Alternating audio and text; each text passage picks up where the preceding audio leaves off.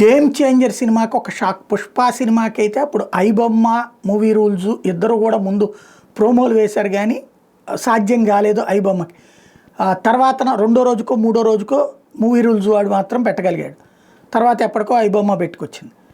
ఇప్పుడు గేమ్ చేంజర్కి వచ్చేటప్పటికి ఫస్ట్ రోజునే సినిమా ఓ పక్కన థియేటర్లో నడుస్తున్నది, ఓ పక్కన అభిమానులు సందడి చేస్తున్నారు. ఫస్ట్ రోజు సాయంత్రానికల్లా మూవీ రూల్స్లో సినిమా వచ్చేసింది. వీటిట్లో వచ్చినప్పుడు ఏమవుతుందంటే థియేటర్కి వెళ్ళేటటువంటి వాళ్ళ సంఖ్య తగ్గుతుంది. లేదా ఇందులో చూశాక థియేటర్కి వెళ్ళి చూడదగ్గటువంటి సినిమా అనుకుంటే వెళ్ళే వాళ్ళు ఉంటారు, అక్కడతో ఆగిపోయేటటువంటి వాళ్ళు ఉంటారు. సినిమా పరిశ్రమకి ఈ పైరసీలో అత్యంత కీలకమైనటువంటి మూవీ రూల్స్ ఎంతో సినిమా హీరోలకి, సినిమా యాక్టర్లకి, సినిమాకి సంబంధించిన నిర్మాతలకి, దర్శకులకి కోట్ల డబ్బులు ఉండొచ్చు, ప్రభుత్వాల్లో పలుకుబడి ఉండొచ్చును. అంతుండి కూడా ఇప్పటికీ కూడా కంట్రోల్ చేయలేకపోతున్న పైరసీలో ఇది ఒకటి కీలకం. ఇప్పుడు ఆ పైరసీ సంచలనమైంది.